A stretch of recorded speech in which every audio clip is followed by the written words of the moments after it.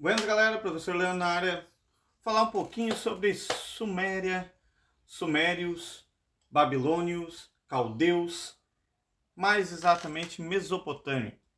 Mesopotâmia foi uma das sociedades mais antigas que a gente tem em contexto.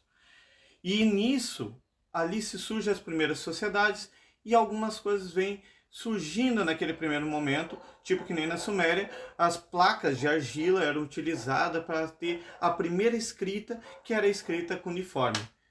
E isso vem ali entre o século V ao século I antes de Cristo. E dali vem se formando uma sociedade com a união de vários povos que eram nômades, que ficavam migrando de um lugar para outro e reunindo e criando novamente uma cultura diferente, formando sociedades e culturas religiosas também. Geralmente nessa época, o rei ou então o líder religioso também era o líder em relação à parte econômica, à parte de justiça, toda era ligada a uma só pessoa. Então também tinha ali aquele absolutismo e ele era visto como quase um deus.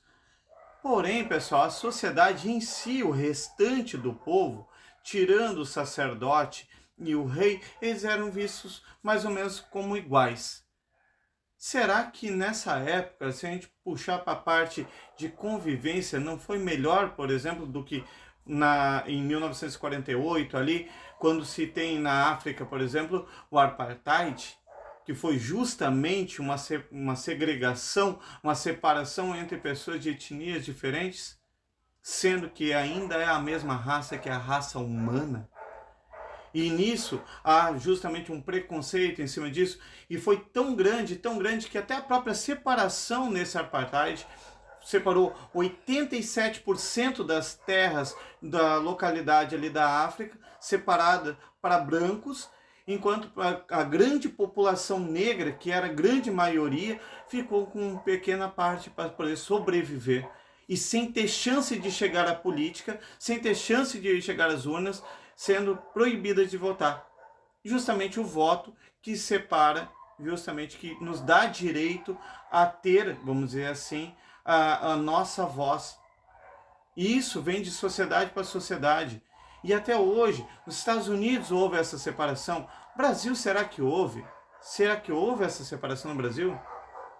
Olha, a abolição da escravatura, nosso país foi o país que mais ficou com escravidão. E não houve uma reparação digna, uma separação, vamos dizer assim, uma oportunidade digna, mesmo após a abolição. Sendo que a abolição foi feita em cima de pressão. E até hoje ainda há, no caso das remanescências, vamos dizer assim, da cultura afrodescendente aqui no Brasil, a origem que vem da África, com aquela migração forçada através da escravidão, mesmo assim ainda há preconceitos. Por exemplo, a gente pode dar o exemplo do preconceito religioso, por exemplo, em cima de algumas matrizes africanas, e muitas vezes velado. Muitas vezes tu pega em órgãos públicos ou até mesmo em entidades privadas, pode haver esse preconceito, porque às vezes há um cerceamento de poder de expressão dentro dessas religiões ali dentro, em detrimento de outras, sendo que é um país laico.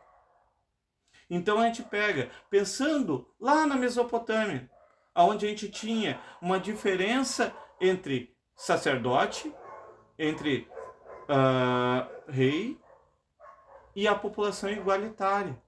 A gente teve a Revolução Francesa, que pedia justamente os direitos humanos. A gente tem uma Constituição, a Constituição Cidadã no Brasil, de 1988, que dá direitos iguais a todos e liberdade religiosa.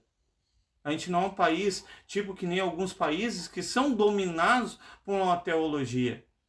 Então, pessoal, pensem um pouco. Vamos quebrar esses preconceitos, principalmente porque a palavra preconceito, que nem eu já falei para vocês, vem justamente de tu fazer um conceito antes de conhecer. Quando a gente conhece, diminui o medo e começa a ter mais tolerância. Valeu, galera. Um abraço, um beijo e até a próxima.